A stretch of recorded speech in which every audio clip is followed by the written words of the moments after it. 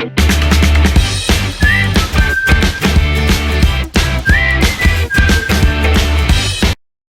Back to biology learning. कैसे हैं आप सभी? होपफुली आप अच्छे होंगे, मैं भी अच्छी हूँ। तो आज हम लाइफ प्रोसेस चैप्टर के क्लास 10th के हम ट्रांसपोर्टेशन का पढ़ेंगे पार्ट। ट्रांसपोर्टेशन कैसे होता है ह्यूमंस में और प्लांट्स में भी थोड़ा सा पढ़ेंगे, जितना सीबीएसई की बुक में है एनसीईआरटी के हिसाब से।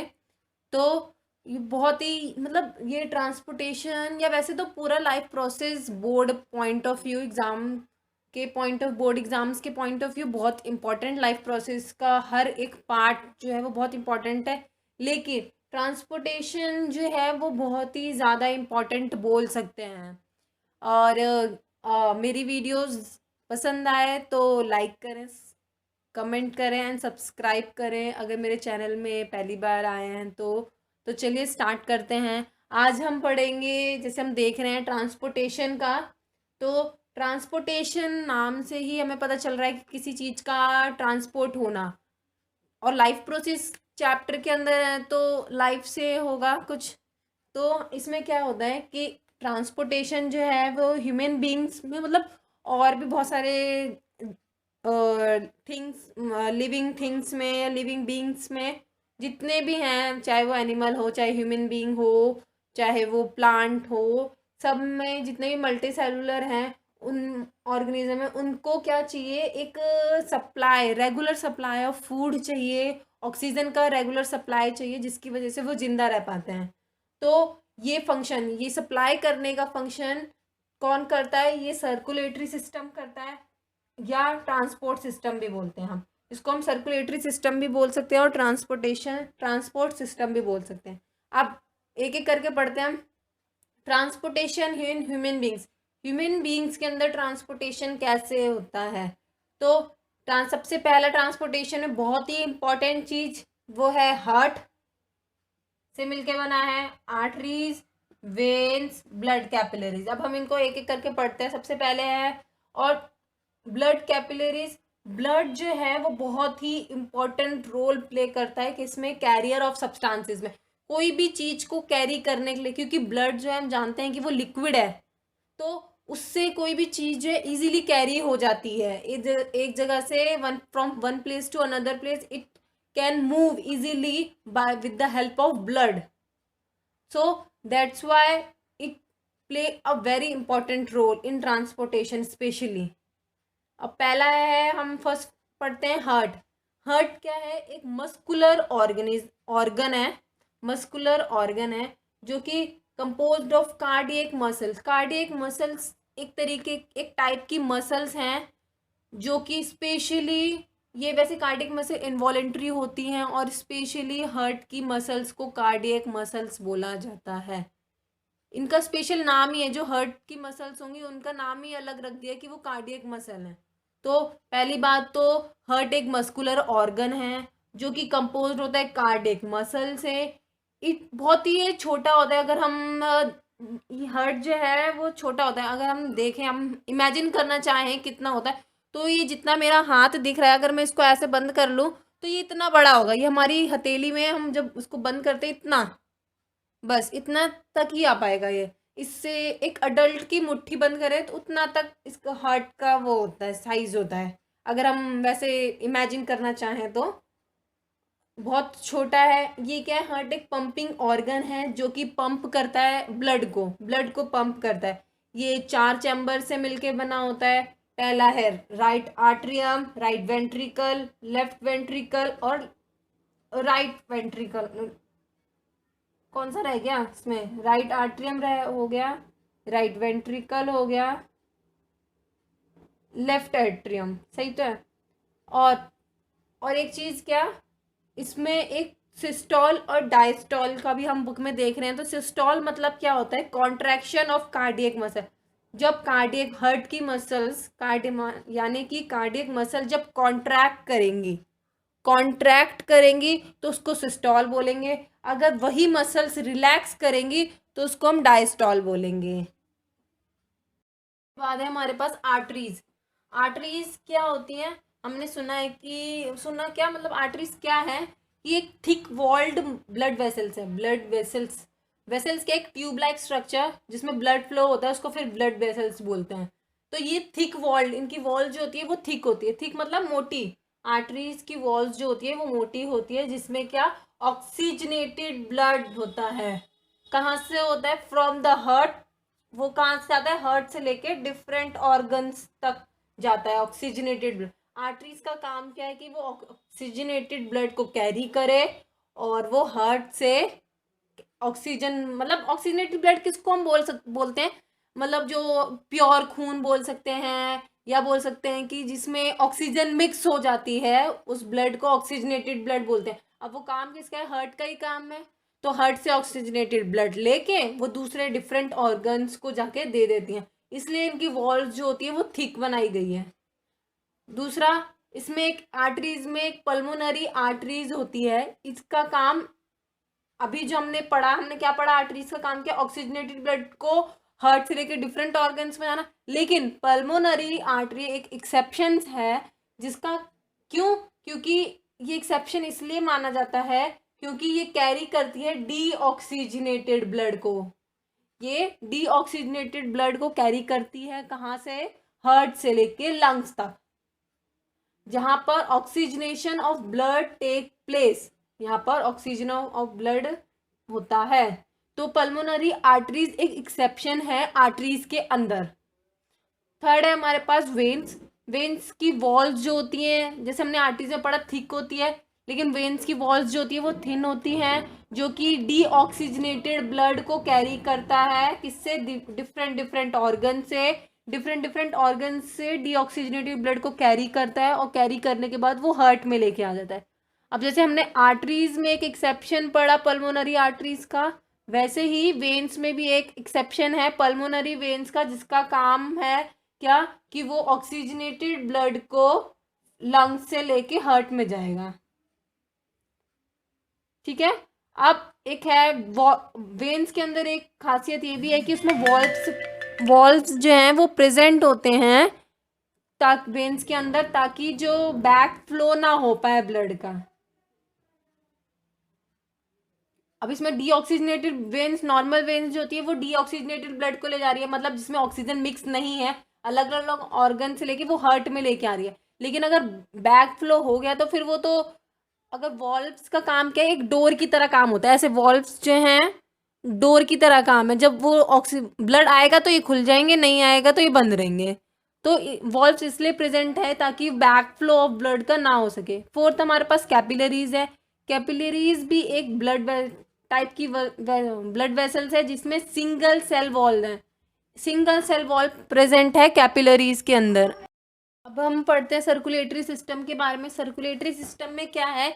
एक पंपिंग ऑर्गन है जो कि हार्ट, ब्लड वेसल्स हैं जिसमें आते हैं आर्टरीज, वेन्स एंड कैपिलरीज, और है हमारे पास ब्लड एंड लिम्फ। हमने इन दोनों का तो पढ़ लिया है, इसका भी हम पढ़ेंगे। तो अब देखते हैं पहले क्या है कि डीऑक्सीजनेटेड ब्लड जो है वो बॉडी से आया, राइट आर्ट्रियम में आया, वो रिलैक्स हुआ, कॉन्ट्रैक्ट हुआ, उसके बाद वेंट्रिकल में पहुंच गया, वेंट्रिकल से रिलैक्स हुआ, कॉन्ट्रैक्ट हुआ, उसके बाद लंग्स में पहुंच गया। अब जो ऑक्सीजनेटेड ब्लड है हार्ट के अंदर, वो क्या होगा? वो पहले लेफ्ट आर्ट्रियम में जाएगा, वो रिलैक्स करेगा, फिर लेफ्ट आर्ट्रियम कॉन्ट्रैक्ट करेगा, और फिर लेफ्ट वेंट्रिकल रिलैक्स करेगा और कॉन्ट्रैक्ट करेगा। उसके बाद आओर्टा के जरिए जो है वो पूरी बॉडी पार्ट्स में चला जाएगा। अब ये थोड़ा सा हार्ट मैंने बनाने की कोशिश करी है। इसमें क्या है? ये मैंने बताया 4 चैम्बर होते हैं। ये राइट आर्ट्रियम है, ये राइट वेंट्रिकल है, लेफ्ट आर्ट्रियम, लेफ्ट वेंट्रिकल। हमारे पास ब्लड क्या है? एक कनेक्टिव टिश्यू है जो कि मेन रोल प्ले करता है कैरियर ऑफ वेरियस सब्सटेंसेस। मैं ये पहले भी बता चुकी हूँ वीडियो के स्टार्टिंग में कि ब्लड जो है वो किसी भी वेरियस सब्सटेंस को बॉडी के अंदर कैरी करने में मदद करता है, और एक कनेक्टिव टिश्यू है तो वो कैरी करेगा ही। अब ब्लड कंसिस्ट ऑफ, ब्लड के अंदर 3 चीज़ें पाई जाती हैं। पहला है प्लाज्मा, ब्लड सेल्स और प्लेटलेट्स। अब हम इन तीनों को यहाँ पढ़ते हैं। ब्लड प्लाज्मा क्या है? ये पेल कलर का लिक्विड है। पेल कलर का लिक्विड है जो कि which is mostly composed of water. ये ज़्यादातर इसमें क्या होता है, वाटर होता है। तो प्लाज्मा ही जो ब्लड का मैट्रिक्स है, मतलब मैट्रिक्स मतलब लिक्विड पार्ट जो भी हम देखते हैं ब्लड लिक्विड फॉर्म में है, तो वो सब किससे बना हुआ है, प्लाज्मा की वजह से, क्योंकि उसमें ज़्यादातर पानी ही होता है। नेक्स्ट है हमारे पास ब्लड सेल। ब्लड सेल दो टाइप्स की हैं, आरबीसी एंड डब्ल्यूबीसी। आरबीसी का फुल फॉर्म है रेड ब्लड सेल, डब्ल्यूबीसी का फुल फॉर्म है white blood cell. Red blood cell को हम रेड ब्लड सेल क्यों बोलते हैं, क्योंकि उसमें रेड पिगमेंटेशन होती है, इस वजह से उसको हम रेड कलर बोलते हैं। अब वो रेड पिगमेंटेशन क्या है, हीमोग्लोबिन, उसमें हीमोग्लोबिन होता है जो कि पिगमेंट है, एक पिगमेंट है रेड कलर का, इसलिए हम उसको ब्लड सेल्स को रेड बोलते हैं। ये क्या करता है, transport of oxygen happen through, मतलब हीमोग्लोबिन के जरिए ऑक्सीजन का ट्रांसपोर्ट होता है, और कभी कभी कुछ पार्ट में कार्बन डाइऑक्साइड का भी ट्रांसपोर्टेशन हीमोग्लोबिन की वजह से हो जाता है। और वाइट ब्लड सेल का क्या है, वाइट ब्लड सेल पेल वाइट कलर का होता है, इसलिए इसमें कोई मतलब इतना ज़्यादा डार्क कलर नहीं होता, वाइटिश कलर में होता है, तो इसको हम इसलिए वाइट ब्लड सेल्स बोलते हैं। और ये इंपॉर्टेंट रोल प्ले करता है किसमें, इम्यूनिटी में। आजकल हम काफ़ी कोविड की वजह से इम्यूनिटी सुन रहे हैं, तो इम्यूनिटी किस वजह से आप आती है, वाइट ब्लड सेल्स हमें इम्यून करता है। अब नेक्स्ट हमारे पास प्लेटलेट्स किसके लिए रिस्पॉन्सिबल है, ब्लड कोगुलेशन। ब्लड कोगुलेशन क्या होता है कि ब्लड का इकट्ठा होना, उसको हम बोलते हैं। अब blood coagulation is a defence mechanism, ये एक डिफेंस मैकेनिज्म की तरह भी काम करता है। मान लो जैसे हमें हल्की फुल्की चोट लग जाती है, तो काफ़ी थोड़ी टाइम बाद उस पर एक लेयर सी जम जाती है वाइटिश कलर में, तो वो क्या है, वहाँ पर क्या हुआ, ब्लड कोगुलेट हो गया, वहाँ पर प्लेटलेट्स जो हैं वो आके इकट्ठी हो गई, जिसकी वजह से ब्लड कोगुलेट हो गया और वो बाहर ब्लड फ्लो नहीं हो रहा।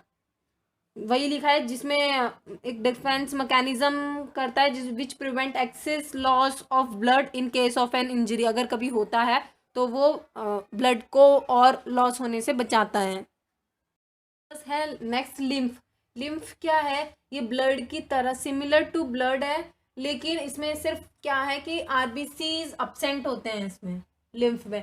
लिम्फ किससे बनता है, फॉर्म्ड फ्रॉम द फ्लूइड, ऐसे फ्लूइड से जो कि लीक हो रहा है, किससे, ब्लड कैपिलरीज से जो भी ब्लड लीक हो रहा है, और फिर वो कहाँ चला जाता है, इंटरसेलुलर स्पेसिस में चला जाता है टिश्यू के, तो वो क्या बन जाता है, लिम्फ कहलाता है। अब the fluid is collected through lymph, जो भी फ्लूइड जो है वो लिम्फ वेसल्स कलेक्ट करती है, और फिर वो वहाँ पर कलेक्ट करके वो कहाँ भेज देती है, और वापस से वो ब्लड कैपिलरीज में भेज देती है। ये एक इम्पॉर्टेंट रोल प्ले करता है किसमें, इम्यून सिस्टम में भी इम्पॉर्टेंट रोल प्ले करता है। लिम्फ जो है येलोइश फ्लूइड होता है जो कि ब्लड कैपिलरीज से निकलता है और कहाँ चला जाता है, इंटरसेलुलर स्पेसिस में।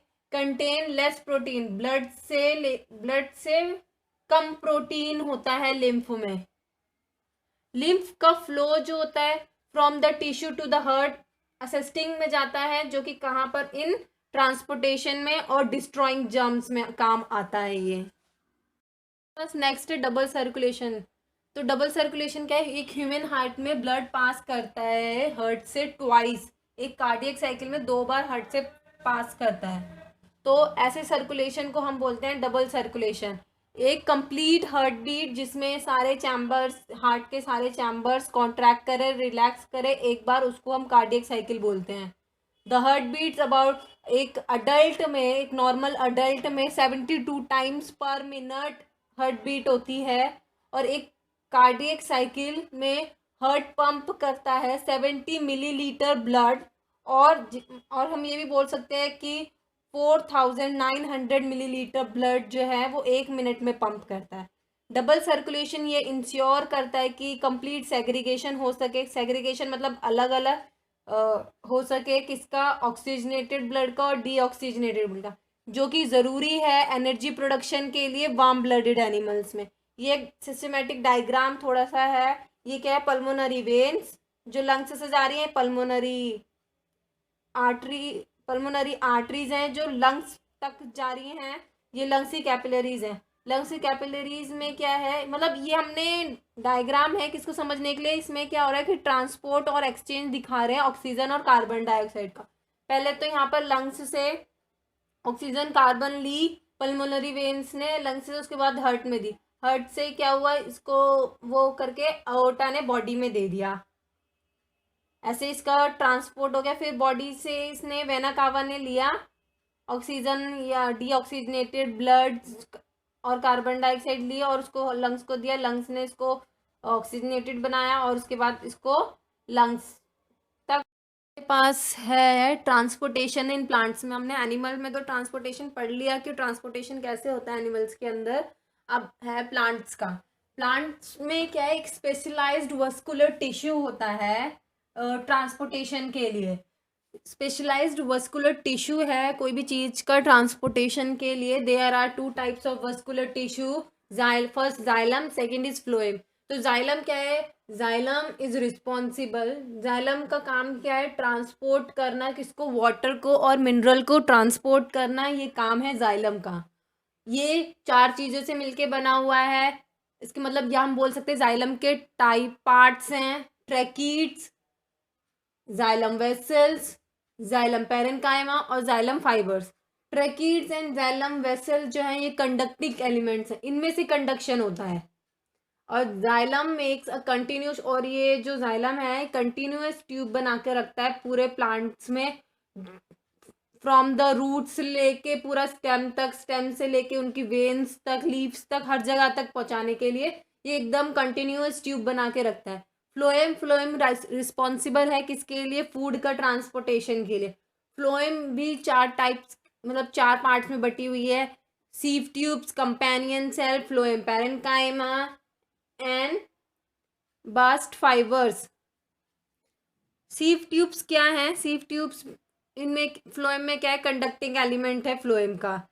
अब क्या है, carry products of photosynthesis from roots to the other parts of the. अब जैसे जाइलम जो है वो वाटर का ट्रांसपोर्टेशन और मिनरल्स का ट्रांसपोर्टेशन रूट से लेके प्लांट के हर पार्ट में लेके जा रहा था, सारी लीव्स तक, उनकी टिप्स तक, सब तक लेके जा रहा था जाइलम। तो फ्लोएम का काम क्या है, फ्लोएम का काम ये है कि जो भी फूड प्रिपेयर हो रहा है उसको वापस से, वो लीव्स बनेगा खाना, फूड जो प्लांट प्रिपेयर करता है वो लीव्स में करता है, तो लीव्स से लेके वो रूट्स तक लाना, ये सब, और भी प्लांट के और पार्ट्स तक पहुंचाना, ये किसका काम होता है, फ्लोएम का।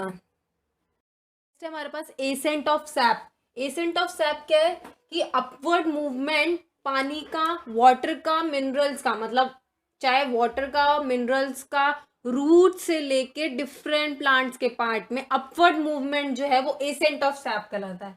मतलब अपवर्ड मूवमेंट जो है वाटर का और मिनरल्स का एसेंट ऑफ सैप कहलाता है प्लांट्स के पार्ट्स में। अब कुछ बहुत सारे इसमें स्टेप्स होते हैं, प्रोसेसेस होते हैं जिसकी वजह से हो पाता है। तो पहला है रूट प्रेशर की वजह से। तो रूट्स के हेयर्स के सेल की वॉल जो होती है वो बहुत ही थिन होती है, तो वाटर जो है एंटर कर जाता है सॉइल से रूट्स हेयर में बिकॉज ऑफ ऑस्मोसिस के जरिए। तो रूट का प्रेशर जो है वो रिस्पॉन्सिबल है movement of water up to the base of the stem. मतलब कि रूट प्रेशर जो है वो रिस्पॉन्सिबल है किसके लिए, पानी का अपवर्ड मूवमेंट में जाना, स्टेम तक पहुंचना। रूट प्रेशर की वजह से ही तो रूट में से अपवर्ड स्टेम में जा पाता है। दूसरा है कैपिलरी एक्शन। कैपिलरी एक्शन, पहले तो कैपिलरी होती क्या, एक बहुत ही fine tubes, very fine tube is known as capillary. Capillary आ रहेगा यहाँ पर। वाटर और एनी लिक्विड, वाटर हो चाहे कोई और लिक्विड हो, अगर वो कैपिलरी के जरिए राइज कर रहा है, ऊपर जा रहा है फिजिकल फोर्सेस की वजह से, तो इस फिनोमिना को बोलते हैं हम कैपिलरी एक्शन। तो वाटर स्टेम्स के अंदर जो राइज अप होता है बहुत कुछ हाइट तक बिकॉज ऑफ कैपिलरी एक्शंस की वजह से। Adhesion and cohesion of water molecules है, जिसमें क्या है कि वाटर मॉलिक्यूल्स जो है वो एक कंटिन्यूस कॉलम बनाता है ताकि जाइलम के अंदर, ताकि उनके फोर्सेस जो है वो रहे और वो पानी ऊपर तक आसानी से, वाटर मॉलिक्यूल्स के पास एडहेसन कोहेसन मौजूद हो, और जिस वजह से वो क्या है, एक कॉन्टिन्यूस कॉलम बना पाते हैं। अब नेक्स्ट है हमारे पास ascent of sap. Ascent of sap का मैंने बता दिया है। अब हमने कुछ पॉइंट्स पढ़े, उसमें क्या है, कंटिन्यूएशन है ट्रांसपिरेशन पुल। अब ट्रांसपिरेशन पुल क्या है कि water vapour, loss of water vapour through stomata, stomata के जरिए वाटर वेपर का लॉस होना या लेंटिकल से लॉस होना, वो ट्रांसपिरेशन कहलाता है। और ट्रांसपिरेशन थ्रू अगर स्टोमेटा से हो रहा है तो वो क्या करता है, वैक्यूम क्रिएट कर देता है, जो कि एक सक्शन बनाता है, सक्शन क्रिएट हो जाता है, जिसको हम बोलते हैं ट्रांसपिरेशन पुल। तो ट्रांसपिरेशन पुल क्या करता है, वो सक करता है वाटर कॉलम्स को फ्रॉम द जाइलम ट्यूब्स से, जिसकी वजह से क्या होता है, वाटर कैपेबल होता है राइज करने के लिए बहुत लंबे ऊंचे ऊंचे हाइट्स तक, इवन द टॉलर प्लांट्स। अब इतने बड़े बड़े प्लांट्स में क्या कैसे होता है, इसी ट्रांसपिरेशन पुल की वजह से इतने ऊंचे रूट से लेके ऊपर इतने लंबे पेड़ तक में चढ़ पाता है पानी, ट्रांसपिरेशन पुल की वजह से। अब क्या फूड का ट्रांसपोर्ट कैसे हो सकता है, कैसे होता है, बिकॉज ऑफ फूड का ट्रांसपोर्ट जो है वो because of utilisation of energy की वजह से होता है। अब ट्रांसपोर्ट थ्रू जाइलम, अगर जाइलम के थ्रू ट्रांसपोर्ट हो रहा है फूड का तो वो एक्टिव ट्रांसपोर्ट कहलाएगा, जिसमें क्या होता है, the flow of substance through, और एक्टिव ट्रांसपोर्ट कहलाएगा अगर वो जाइलम के जरिए हो रहा है। लेकिन फ्लोएम के जरिए जो होता है वो उससे जो सब्सटेंसेस फ्लो करते हैं वो दोनों डायरेक्शन में फ्लो करते हैं। अब ट्रांसपिरेशन एक ऐसा प्रोसेस है जिसमें वाटर का लॉस होता है वेपर की फॉर्म में प्लांट्स के पार्ट्स से। फंक्शन क्या है कि वो टेम्परेचर रेगुलेट करता है, एब्जॉर्प्शन में काम आता है, और upward movement of water minerals by creating pulls में काम आता है, पुल क्रिएट करने में। अब फूड का ट्रांसपोर्ट लीव्स से और दूसरे पार्ट्स में जाना प्लांट के, वो क्या कहलाता है, ट्रांसलोकेशन। ये वीडियो यहीं ख़त्म होती है। Thank you so much. मेरी वीडियो पसंद आए होगी आपको होपफुली।